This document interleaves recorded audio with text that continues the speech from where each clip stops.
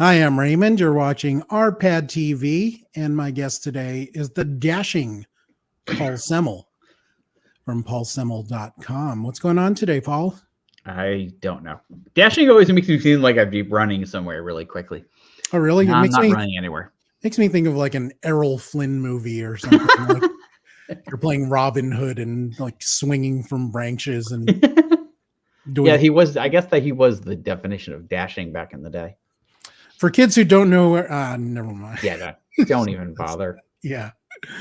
So, Paul, give us an update on what's new and exciting on the glorious paulsemel.com. Oh, okay. Well, as always, I have props because I'm, Gallagher. Today I put up a interview with Christopher Rocchio. His new science fiction space fantasy novel, Disquiet Gods, came out. For people who haven't read it, it's kind of like that TV show Foundation, kind of like Dune. It's a big epic science fiction saga. This is the 6th novel of 7, but there's also short stories and some novellas. It's very, very cool. It looks large and heavy. It is. He's not really known for his brevity, but it's if you've ever read any of the Game of Thrones books, it kind of reminds me of that, like how like those books are really fat, but like when you start, you just tear right through it because it's just a fast read. And then next week, I have an interview with Edward Ashton about his new comedic sci-fi novel, Mal Goes to War. People know him because his book, Mickey 7, is being made into a movie by the guy that made that movie Parasite. Yeah. I don't know that guy's name. Bong Joon-ha, I think it's called. Yes. I do not want to butcher it. I probably just butchered that guy's name and said something offensive in Korean. But Parasite is an excellent film. Yeah, so that's also a comedic sci-fi story. Although this is not connected to that, but it should be good. Comedic sci-fi, like I know I've seen. Well, it's more like it's more like satirical sci-fi. Like if you've ever read any of like John Scalzi's novels, it's more like that than say like Douglas Adams, like The Hitchhiker's Guide. Right. Like Hitchhiker's Guide is like just surreal and goofy, like Futurama. But this is more like sort of snarky and sort of the humor is more situational. That's better than what I had in my head. I was thinking of 90 minutes of Chris Tucker's character from The Fifth Element. No. This is. I haven't read this book yet, but the other two were really, really good, and the humor was definitely more born of the situations. It wasn't like a guy riffing. It's not like putting Robin Williams in the middle of Star Wars or something like that. Or Bobby Lee in Borderland. Wait, they did that. Yeah. Well, that one. And then the other thing that love Bobby. Yeah. And then the last thing I wanted to bring up about my website is, which is because it's related to what we're about to talk about, is tomorrow I have an interview with 2 of the developers from Sledgehammer Games who worked on Call of Duty Modern Warfare 3, because they are releasing a pack of King Kong Godzilla skins for Modern Warfare 3, Warzone, and Warzone Mobile, including operator skins and some Monarch gun skins and all kinds of weird things. Yeah, because apparently, like, if you play multiplayer, you can do these execution moves, and you actually get special execution moves if you have on like your Godzilla suit. Nice. Although I should point out, you don't actually look like Godzilla. You look like a guy wearing a Godzilla-themed licensed jacket. Not as much fun, but still cool. No, and that was one of the things we talked about in the interview, was like whether or not they ever debated the idea of like doing a mode where like 20 people have to take on Godzilla, and like the one who wins is the one who annoys Godzilla the most, because like you're shooting at Godzilla with like an AR-15, you're not really going to hurt him, but you might get on his nerves. So you can check out that content as well as a full review of Godzilla X Kong: The New Empire on paulsemel.com. The link is in the YouTube and Facebook descriptions for your convenience. And this is what we're going to be talking about today. As people know, you are a big, big Godzilla fan. Biggest Godzilla fan I know. I am also a big Godzilla fan, but I have not been a fan of the Legendary Pictures MonsterVerse, which is full of Godzilla and King Kong movies.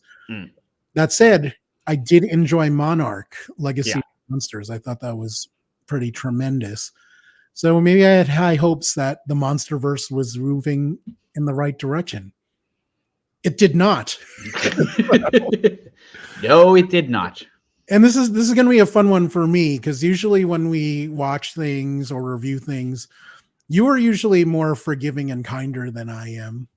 I think that's in general for being a more forgiving and nicer person.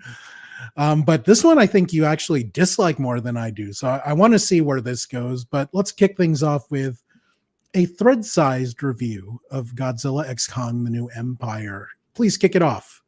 Well, first of all, let me get my emotional support Godzilla to help me with this problem. I'm trying to remember what I said on social media. I think I said something about like, if Godzilla killed King Kong and turned him into a steak and cheese burrito, the resulting shit would be smaller than this movie. Oh, damn. Yeah. See, mine was going to be, dear white people, please stop making Godzilla movies. I mean, because Godzilla Minus One, very different kind of movie, of course, but also outstanding movie, I thought. I absolutely loved it. Saw it twice in theaters, once in color, once in black and white. Can't wait to see it again at home. But that was a December release last year, I believe. So between that and Monarch, I was on this high Godzilla wave that came crashing down because of Godzilla X Kong. Now, for background, I have not watched all the MonsterVerse movies, but yeah, let's give people some context of how we walked into this movie. I watched all the Godzilla movies. I did not watch the King Kong movies because I don't really care about King Kong. To me, I'm still salty about the American version of Godzilla versus King Kong, where they made King Kong win, which is utter bullshit. Actually, that's not true. There is no Japanese version of that movie where Godzilla wins. That's an urban legend. Or no, it's true in my head. In my head canon. Well, yeah, but there's a term for that, the Mandela effect, where people think like something happened when it really didn't, and it's named for this thing where people thought that Nelson Mandela died in prison like 20 years before he actually died, and he was free at the time. You mean kind of how I keep saying Eugene Levy would be spinning in his grave if he, of course, he's still very much alive. Yeah, but there's a couple of those where like people think that something happened and they swear to God they saw it, but like it didn't happen. And that's that cut of Godzilla winning in a Japanese version, just it doesn't happen. What Toho have always said is that nobody actually won that fight, that Godzilla could swim, so he just swam away. Like a coward. Well, or that King Kong ran off, you know. No, I don't. I mean, I'm a big Godzilla fan. I think he's the coolest. And King Kong is just like bleh to me. I don't know. But I mean, the other legendary Godzilla films, the Gareth Edwards one was okay, and then the others were not so good. So, well, I like the two Godzilla movies. I definitely don't like them as much as the original Godzilla or like the Smog Monster or any of the classic, that's fair. Yeah. Ones from the first round. But I like them more than some of the later Japanese ones, like when they got really weird and silly. Kong Skull Island has its moments, but it was a little disappointing. And then King Kong versus Godzilla, or Godzilla versus King Kong, or whatever the hell it was very disappointing, except for the end. The battle between the two of them and then Mechagodzilla at the end, I thought was spectacular. And I think it's actually the best self-contained fight of the entire series. like out of all the fights in all of the movies, largely because it takes place, I think, in Singapore, and there's a lot of like neon lights, and Yes. it's nighttime. It's just a spectacular looking fight. Yeah, it's a great Um, setting. yeah, Singapore at night, it looks amazing. yeah, and also because those buildings are really, really tall, so it's not like a lot of times, like, you know, Godzilla will kind of come over and just, you know, be taller than like a lot of buildings, and he'll just like step on them. In this one, he was sort of dwarfed by some of them, so it had a very different feel than Right. The scale looked different than what we're normally used to. Yeah, even more so than like any of the Japanese movies. Like I don't remember anybody ever having a Godzilla fight where he was sort of dwarfed by the buildings. And then of course Monarch. I thought Monarch was really, really good. So going into it, I mean, as high as I was on Monarch, I still didn't have, you know, I still wasn't expecting greatness by any means, but I was hoping, and it's kind of sad to say this, but I was hoping like, come on, give me an average movie. Was my whole thing going in. I mean, what were you like going into this movie? I was kind of the same, and in fact, I wasn't planning on seeing it in theaters, and then I got invited to this Call of Duty event where they were going to talk about the skins and they were going to talk about other things. And then but it was held at the IMAX offices. And they were like, we have an IMAX theater and we're going to show you the movie. And I'm like, all right, what the hell? Yeah, you don't say no to that. Yeah. I mean, I knew I didn't have much else to do that day. And I was like, I can go, I'll do like like I said, I did an interview with a couple of the guys, and there was a whole thing where you got to like play Call of Duty on like an IMAX screen. So I got to watch that happen. And, you know, I got a thing of M&Ms, and I was like, all right. And I went to Worst Koosh right before I went there. So that's always a plus. Absolutely. Yeah. So I kind of just walked in like, okay, how bad can this, you know, from the trailers, I was like, I don't think this is going to be nearly as good as like the last one, but like, how bad can it be? And they showed you. And they, yeah. So for Godzilla X Kong, Paul and I are going to talk about what we liked and didn't like about the movie. Talk about some of the silly humans that take up most of the movie. And I will give you a theory on the one thing that could have made this movie great. But let's start with what will probably be the shortest section. Did you like anything about Godzilla X Kong? Sort of. Okay. So something happened. Okay, we should, by the way, there's going to be spoilers here, so don't. Like, it's in the ticker. Okay. So. Something happened, and I thought, wow, that's cool. And then something else happened that completely made it ridiculous. Oh, do tell. Okay. There is an unwritten rule in modern movies that you don't hurt kids or pets. Right. Or any kind of cute animal. And as a result of this, whenever somebody does hurt a kid or a pet or something, I always kind of take notice, and I'm like, oh.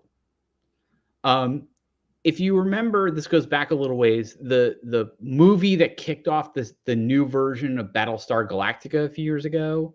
Oh yeah. There's a scene in that sort of the big movie that kicked it off where one of the Cylons kills a baby. And when I saw that, I was like, you were shook. Okay, this could be good. You're showing me like you don't give a fuck. You know, this could be something, you know, you're putting it out there. And so there's a scene in this movie where King Kong gets into a fight with a bunch of the apes, big apes. And there's this little kid ape. Right. And he picks up the little kid ape by the legs and starts swinging him like a club, and really hard too. And I thought, wow, they just killed the little cute baby ape. Now, bear in mind, this baby ape is probably the size of, well, probably like 20 feet tall or something. Yeah, he's probably the size of the King Kong in the 1933 version, like, which is funny to think about. But yeah, like he's swinging him and hard, like whack. And I thought, like, for sure, this kid's dead. Like, there's going to be that whole scene where, like, he's, you know, like they always show, like, King Kong playing with a dead dinosaur. Like, I thought for sure the kid was dead. No, kid's fine. Yeah, it was It's just child abuse. Yeah, That's all. but for a moment there, I was like, oh shit. Maybe this is going to be better than I thought. Maybe this is the turning point, and this movie's going to be fucked up. So that's what would have made it better for you if King Kong killed some little kid ape? I would have respected that moment more. I would have respected them more for having them. Now, if everything else in the movie had stayed the same and that was the only thing, then no. Like, then it would have been an anomalous moment. But it couldn't even be that because the kid was fine, and it was like and it's dumb because there's no way that kid would survive that. Right, but I have serious concerns about our friendship now. If what would have amused you is King Kong battering a kid so his blood is splattered across a cave. I mean, but that's the whole point is they didn't do that, and like I just think if they had done something that ballsy, like I would have been like, wow, okay. But you know what I mean? Like, right. Was it PG-13? I totally don't know. I would assume. I'm guessing so, yeah. Yeah. But I like the action sequences in this. I know you didn't like them as much as I did, but I love the fight. I loved when King Kong was trying to recruit Godzilla, and Godzilla just kicks his ass until Mothra shows up and like drugs both of them. That was my interpretation of it. Right. It's like Mothra flapped her wings and gave them like kaiju ecstasy, and they're like, okay, let's chill out. Like, and the last fight with Lanky Kong or whatever the hell his name, Scar, I think was it Scar? Scar is the bad guy who's like the leader, the asshole leader of the Kong gang.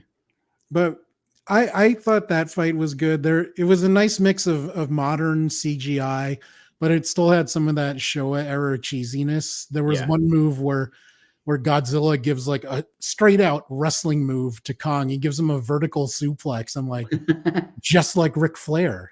Hold him up there for a while. You cannot convince me otherwise that Mothra didn't drug them. And I thought that was funny.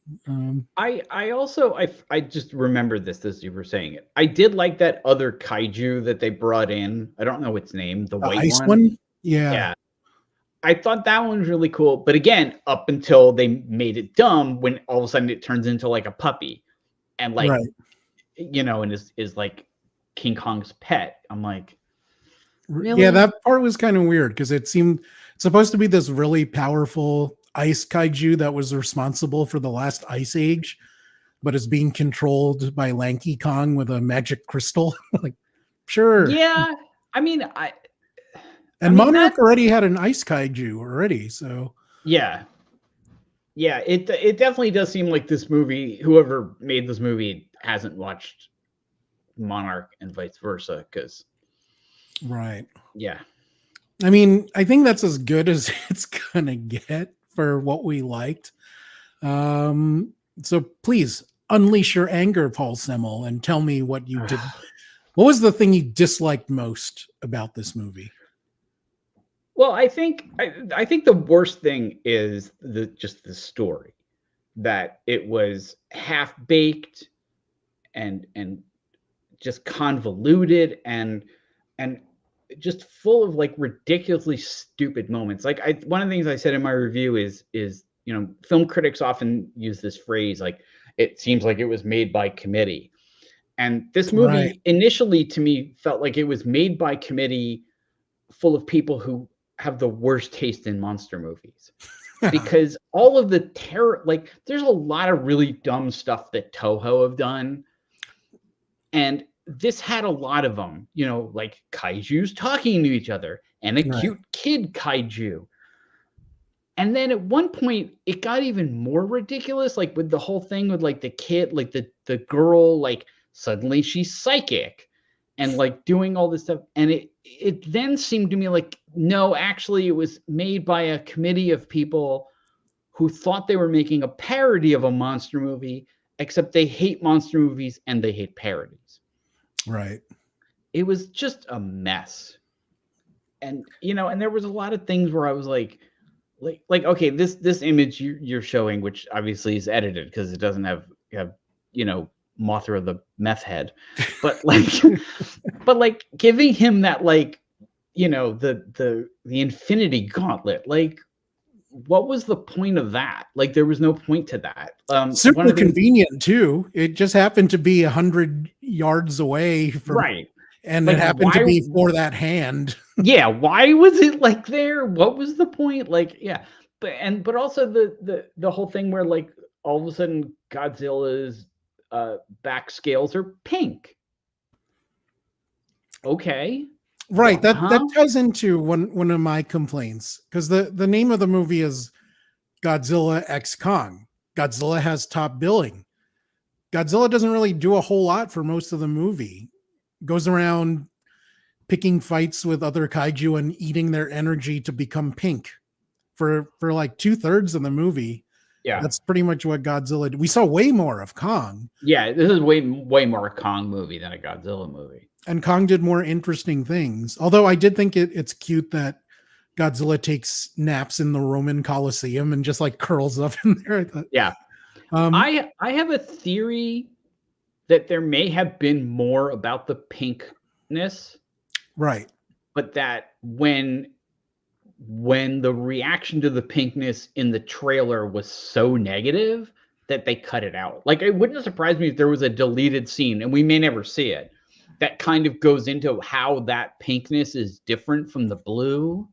Right. I mean, when I first saw the pink scales in the trailer, I'm like, what is this nonsense? And they explained it. It was around the time of Monarch. of Barbie. Oh, yeah. And that was the thing. It was why I think the reaction to it was so negative, because it just seemed like, oh God, they're doing Godzilla Barbie. I mean, they explained it in the movie, but it wasn't a great explanation. But it's they explained why, but they didn't explain what it meant and what was the point. It was even worse than I think the Infinity Gauntlet, because it served no purpose whatsoever except to make him pink. Well, to me, I thought they were just selling a new toy with pink scales. I don't know. That's the only reason, for merchandising purposes. Yeah, maybe, I don't know. Yeah. I mean, to me, the writing, as you said, was just not good. Some of the scenes that really bothered me, it was when Rebecca Hall's character, Dr. Eileen Andrews, she would go on these exposition rants, and then exactly what she just said happens. Yeah, that's stupid. Yeah, well, I think a lot of the human characters were way weaker in this one than they were in the last one. I do want to get to them individually. Right. But first I want to see if you have any other complaints. I mean, to me, what made Monarch great was the writing. Matt Fraction, who's one of my favorite comic book writers, was one of the co-writers of that series. Yeah. And it made such a difference. And it's not a knock on the accomplishments of the writers of this movie. They've done lots of things, but I think they were the wrong writers for this movie. I don't know who the writers were, so I can't comment on that. But yeah, to me, if the writing had been much better, if the story had been much better, then this would have been a very different movie. Because yes. I think I can kind of see the potential for a Kong movie where he finds his family, but then it turns out they're my family are assholes. My family are asshole, right? Yeah. It almost seemed like you didn't need, like you said, you kind of didn't need Godzilla for this. It could have been a Kong standalone movie with a Godzilla cameo, maybe. Yeah, maybe King Kong, Godzilla turns up, but I don't know. Yeah, I mean, I did kind of like the idea at the beginning where they were oh, Godzilla is kind of policing the other kaiju, and there was that giant crab that showed up in Rome, and Godzilla shows up and is nope, no, out, no. Then Godzilla gets a big thing of butter. Yeah. No, I liked some of the pieces and the concepts, but the writing and execution and I know one of your big complaints about monster movies in general is when there's too many human elements of it, and the humans were just particularly bad Yeah. this. And Yeah. almost to the point where I liked one of them. I know you did not like any, if I remember Right. correctly from your review. So let's go down the list of humans, the four majors, and talk about what they didn't like, what we didn't like about them. Let's start with Dr. Exposition herself, Right. played by Rebecca Hall. This is Dr. Eileen Andrews, who she had some good scenes where about the mother-daughter stuff, but the rest of it almost seemed like she was phoning it in and was there I was just thinking that's a good phrase to use for her in this. Yeah. And I really hated when she would be like, okay, I will theorize stuff. And then you will watch the stuff I just theorized happen. And it was so stupid. I mean, what did you make of her performance? Like you said, like it seemed like she was sort of phoning it in to a certain point. And the one thing that kind of bugged me was there's a scene where before they've gone into the Hollow Earth where her daughter is like, I need to come with you, and here's why, and makes a decent argument for it. Right. And then of course the other guy, Bernie, yeah. Like he basically is like, I need to go and here's why, and doesn't give a good reason. And yet she capitulates, even though like this is a woman who's supposed to be in charge of this like multi-million-dollar, multi-personnel, like scientific setup. Like it didn't ring true that she would go like, oh, okay, you can come too. Yes, it's not what you would expect from a leader with a doctorate. Yeah. Yeah. I mean, she's clearly supposed to be an accomplished person with like leadership skills, and she's, and whatnot. And to have her just turn around and be like, yeah, okay, you can go. Like, what? No. And it also didn't help that like he was just, and we'll get to him in a second, like he was just super annoying this time around. Now we have a comment from Carlos here. What's up, Carlos? Very excited for your WrestleMania trip this weekend. So Kong has his own version of the Fishes episode from The Bear. Sure. That's as good an explanation of any for this garbage movie. Paul was just mentioning Bernie Hayes, played by the excellent Brian Tyree Henry. He was the one human I actually liked. And I think I might be over empathizing here because, dude is a content creator that just wants to be seen, so maybe I was just putting too much of, both of us have spent most of our adult lives creating content. So maybe there was empathy there. So I liked him, but he annoyed you, huh? Yeah, I didn't think he was nearly as funny or as interesting as he was in the first one, or as he is in other things that I've seen him in, or as I've seen him in person, when he's interviewed. Like, he served no kind of purpose in this movie, and he didn't bring anything to the table. And I don't know. Again, like you talk about phoning it in, and it seemed like he was kind of doing that, but with him, I feel like they just didn't give him anything to work with. Like, you know what I mean? Like I don't know. He was even more scared this time around than he was in the last one. And that like made it worse. Well, he went to Hollow Earth, which I think would scare the hell out of anyone. Guess so, but he also like faced everybody down, and you know what I mean? Like he should have been like a little braver than he was last time, not even more scared. Is right. I mean, I agree with you in that he didn't have the best material to work with, but to me, he made the most out of the garbage he was given. So I think we're close there, but just separated enough. And next, let's talk about Jaya. And I feel bad about this because I don't like picking on child actors, but this girl bugs the hell out of me. She is like perpetually sad. And even here where she's smiling, it looks like she's about to cry. Like, I don't know. She just bugs me. And you didn't like her sudden psychic powers. No, I didn't like the sudden psychic. Again, it's like with Brian Tyrese Henry, like I think the biggest problem with her character in this was that what she was given to do was stupid. I liked her in the first movie. I think she was entertaining to watch, and I like this idea of communicating with Kong through sign language, Yes. which is actually a real thing. Yes. It's sort of the only reason I think anybody should ever be able to speak to a kaiju. Like, it's why I don't think you should be able to speak to Godzilla. But what if you're a death metal singer that could scream really loudly? You think maybe you can talk to Godzilla then? I mean, you could talk to him, but he doesn't understand you. I mean, okay, that's fair. Even if you were in that band Loudness, the Japanese metal band, like he doesn't speak English. I mean, those guys existed. Yeah, I mean, go to the pet store and try talking to one of the iguanas. It doesn't work. Yeah, I just, again, like, to me, like, her character, what they had her do was dumb, and like, it just, yes.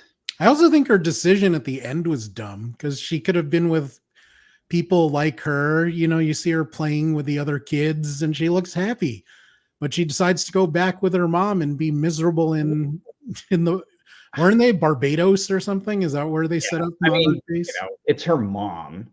Not really. Well, but it's the only mom she's ever known. I mean, okay, that's fair. I mean, they only met one movie ago. So. It's not how things work, Raymond.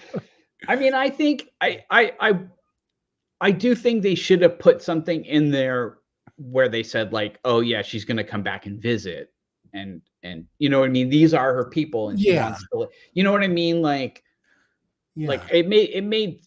I think people would have really gotten angry if she had kind of walked away from her mom. Again, that's sort of one of those unwritten rules of movie making in modern times. Like, I agree with the rule, but I was so disappointed in Rebecca Hall, who I think is really talented. I was like, come on, ditch your mom. Yeah. There is that.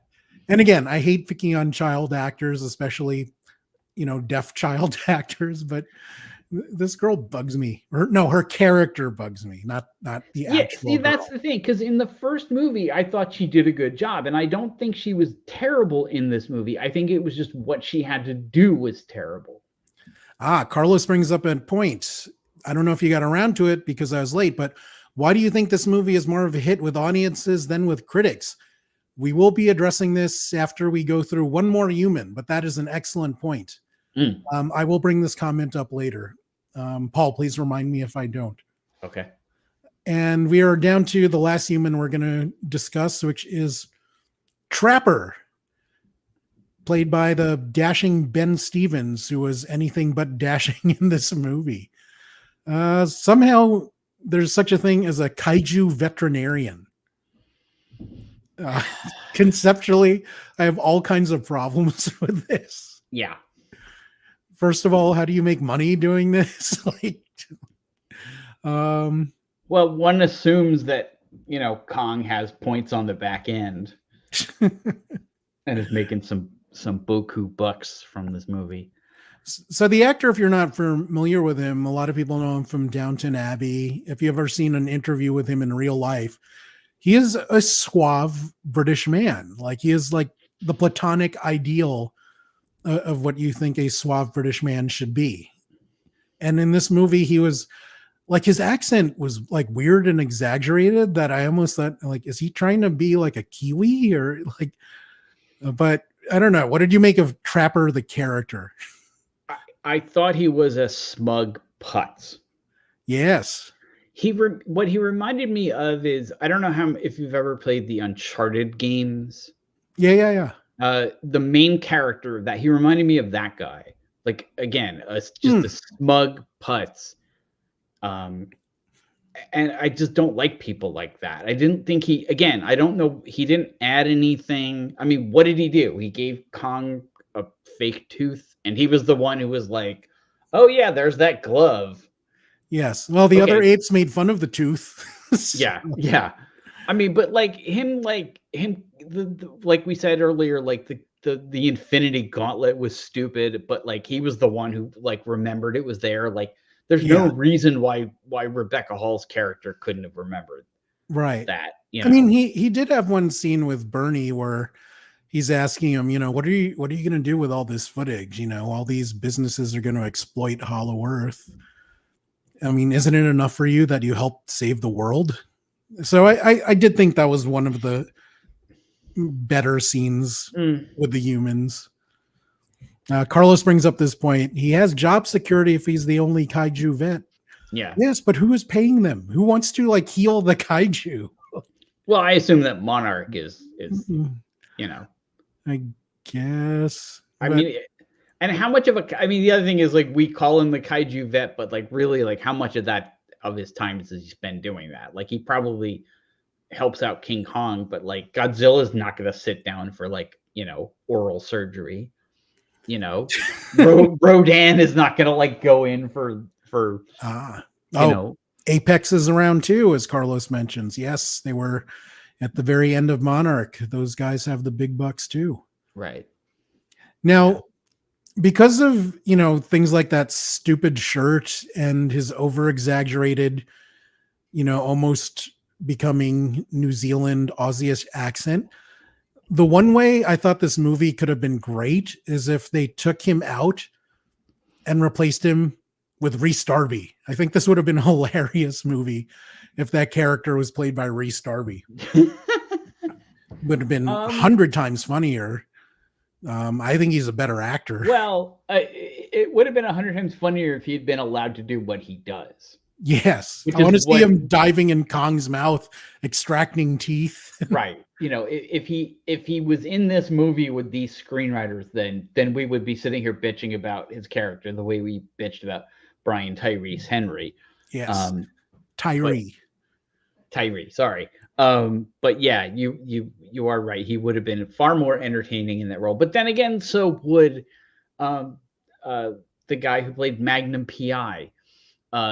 So would Tom Selleck. Tom Selleck. So would Kristen Stewart. So would Emma Thompson. So would Emma Stone. So would Emma Watson. I mean, almost anybody would have been.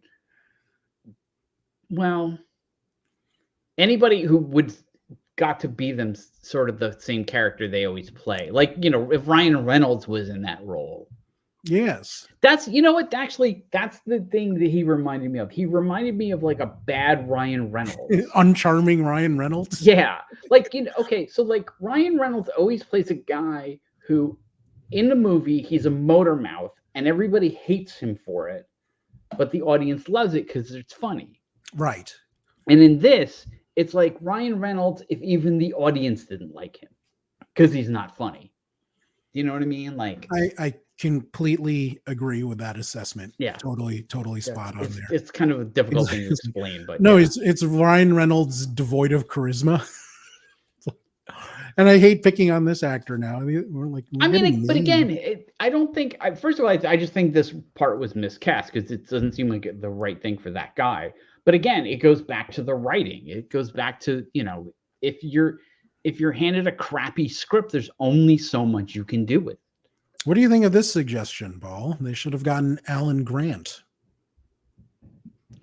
That would have been entertaining, but again, if the writing was bad, then the writing is bad and the scene is bad. I think that would have been funny for like a conceptual idea, like, oh, it's the guy from Jurassic Park, and now he's, looking for Godzilla. Like, oh, how funny is that? But without giving him something to do that's entertaining. Right.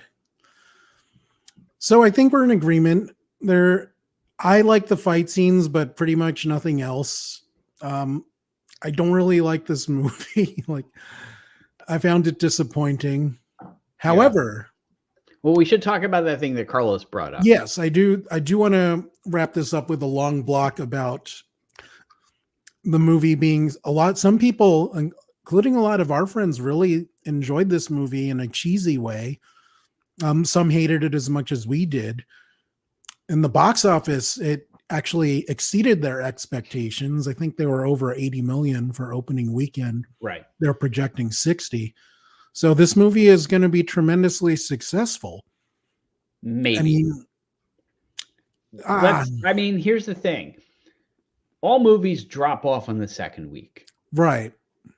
This movie might drop off more than normal because it's terrible. But maybe not. We'll have to see.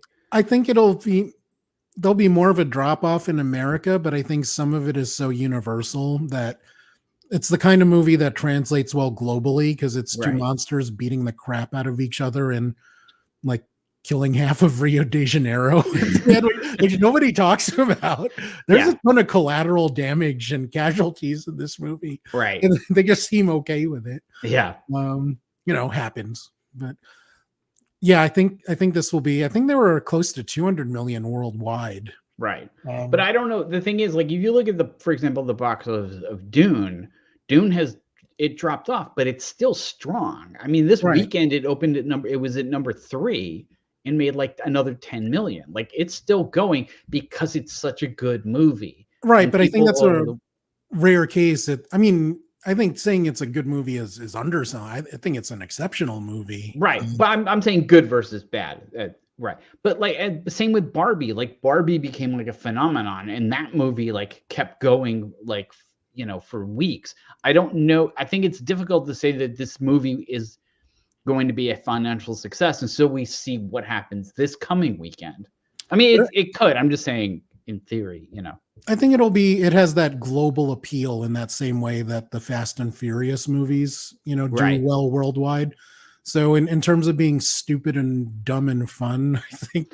Yeah. See, I didn't say this in my review, but one of the movies that I thought of as a comparison was like sort of the later Transformers movies. Some of which I can't even like get through. They're so terrible. Yes.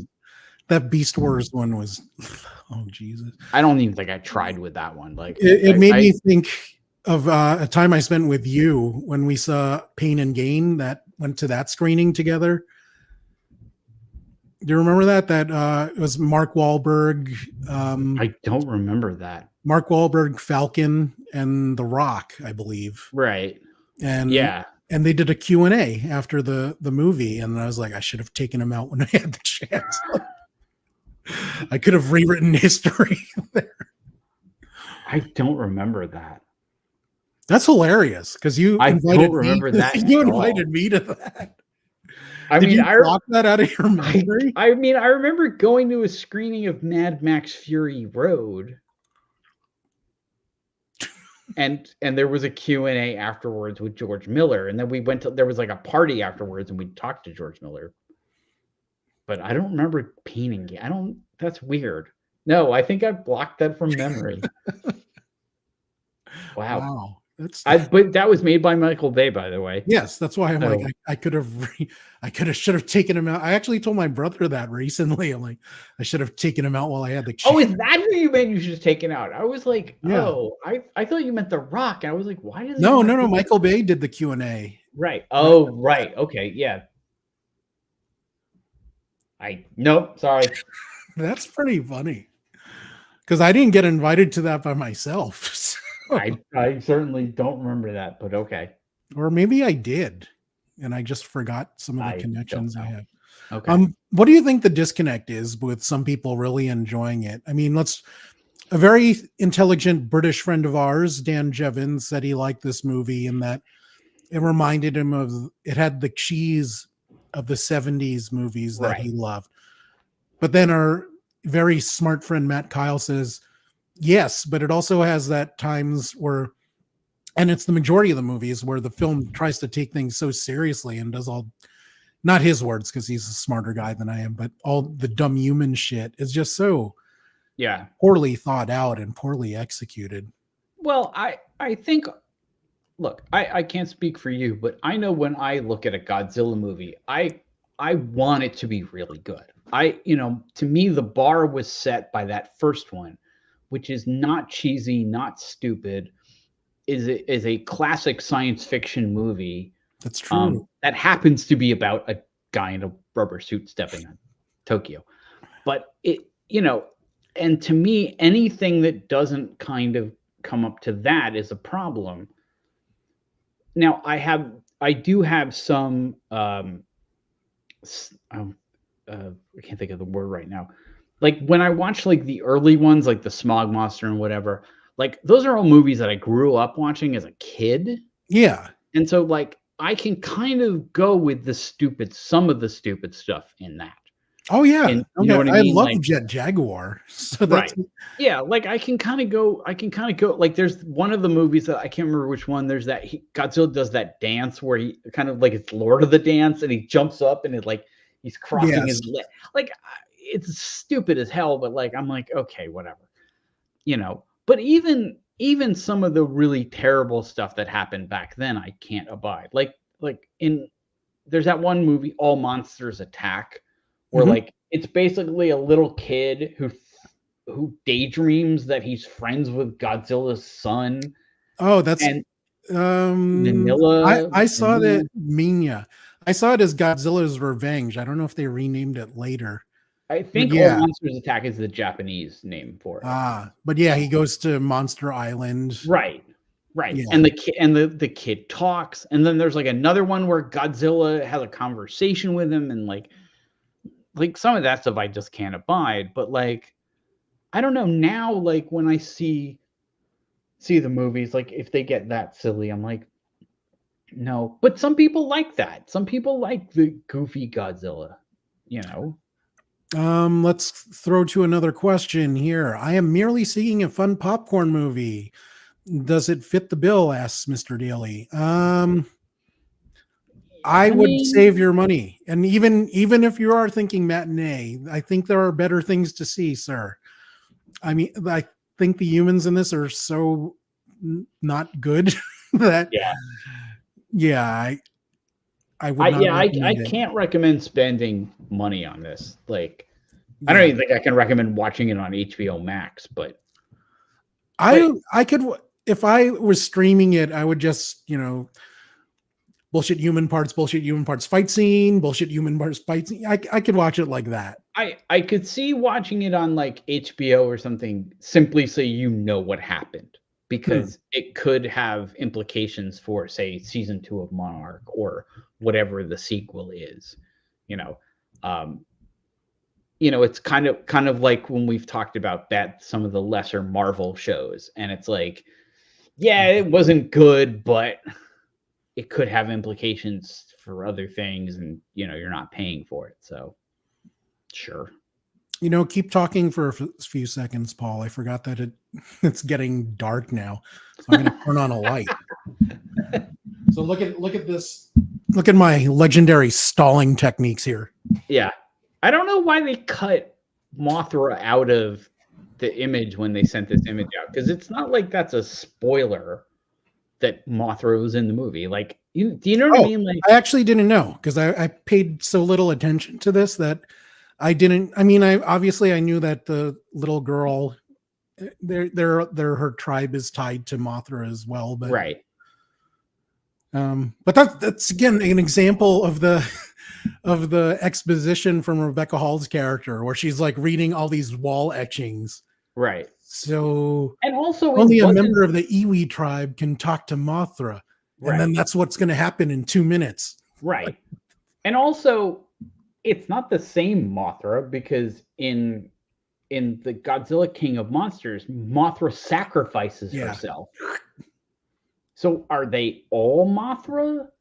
Like We are is all Mothra. Is Mothra the name of that character, or is Mothra like the genus species of giant moth? I don't know. I don't know. It might be a Phoenix thing where they, Well, I know that I think that they've explored that in some of the Toho movies about the idea of Mothra sort of, yeah, coming back to life and whatnot, but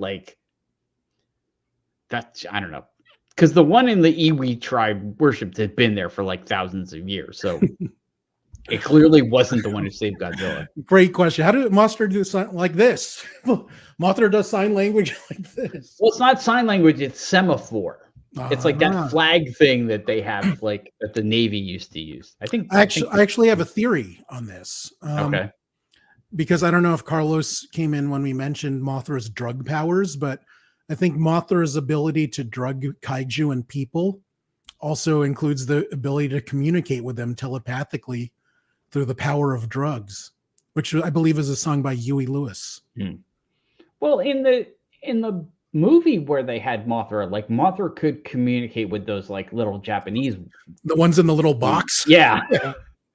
I miss those. They should have made the little deaf girl deaf girl in a box. Well, in Godzilla King of Monsters. Sorry, like just got this great comment from Zach Morris. I see. In Death We Have a Name. Its name was Mothra Paulson.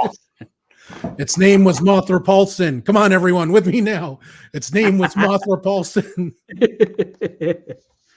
Oh, Fight Club. Oh, that's funny. I've been listening to a lot of Pixies lately. Unusually. There was a time when Frank Black, or I guess Black Francis then, where he looked like Francis from the Pee Wee Herman movie. So they were like interchangeable, except one could scream a lot louder. Right. They fired their bass player from. They had a pause from Perfect Circle and Swan. But apparently, they had a political disagreement. I did not know this, so I'm going to go on a tangent. So, I knew the Pixies were like ultra liberal and stuff because, they're these kids from a Boston college. Of course, they're going to be liberal. But apparently, and correct me if I'm wrong, anyone, that like Billy Corgan and the Smashing Pumpkins or Billy Corgan anyway is like ultra conservative. So I did not know this about like the alt rock I grew up. Well, I know that Corgan is conservative, but I don't know if he's conservative on social issues. And that would be hard to do in rock, huh? Yeah. I mean, that's the thing, because I think a lot of art, even within country music, like there's a lot of country people that are conservative on other issues, but they're sort of liberal or moderate on social issues. But for them, the social issues aren't as big a deal as they are for like the rock people and stuff. I mean, if that is true, that kind of makes me sad because Billy Corgan was one of my heroes. He bought a wrestling company and he has this ability to find hot bass players, which I mean, he just keeps finding them, starting with Darcy. Where did they all come from? I don't know. But so let's assume this movie does well, as it appears to be on track. Is there incentive for Legendary to improve the quality of these films? Like, I would love a movie, a MonsterVerse movie written by Matt Fraction. That would make me happy to have that Monarch tone on the big screen. I think it depends on how well this one does. If this turns into like Barbie numbers, it won't. I don't think it will. But I think a lot will depend on how it compares to like the last couple. Like if it doesn't do as well as the last one or the last Godzilla movie or Kong Skull Island, then yeah, they'll course correct. But if it does really well, then they're going to go, okay, so what the people want are goofy Kong Godzilla movies where they team up. So here's my assumption. I think this will, for the MonsterVerse movies, I think this will be the most financially successful one. But I hope they still want to improve it. I don't think they will because they'll see the dollars. Like, as you said, people want this dumb, big, stupid stuff. So why change it? I think also it depends on what the public opinion is, because you can have a movie that does really, really well, but everybody hates. Well, I mean, that's why when Carlos brought up his point on, let's go to Rotten Tomatoes for a second. The last time I looked, the critic score was very low, and the audience score was very high. So, yeah, right now the critic score is 54%. The audience score is, any guesses, Paul? 88. 92, sir. Okay. Well, that makes me sad for humanity.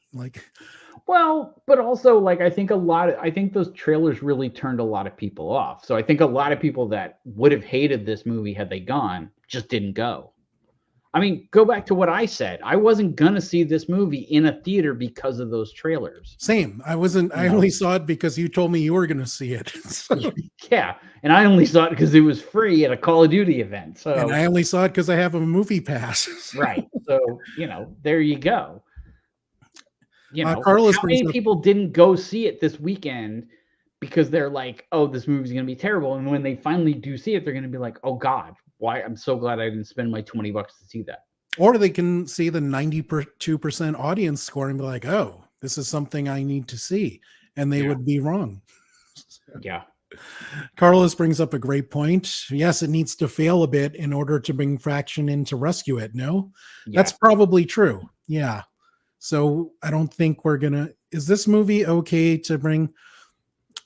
I would say so. I mean, you missed the early part, Carlos, where Paul revealed his prevalence for watching little kids, in this case, little kid apes get beat up on screen. I was going to say, there's a scene that might upset a really little kid. Yeah, that's true. There is that one scene where there is a scene, Carlos, where we talked about this earlier, where there is this cute little King Kong kid, and Big Kong picks him up, beats the shit out, beats the crap out of him, and I can see a 4-year-old being upset by that.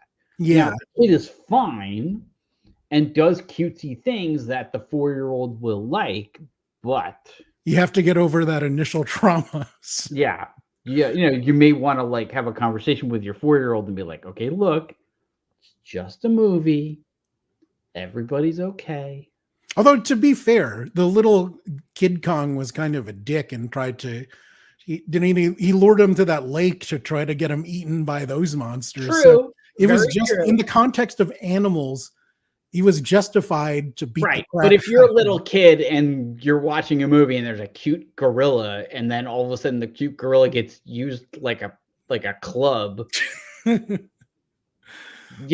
So Carlos, Paul wanted to see his like blood smeared on the walls, and apparently this would have made him happy.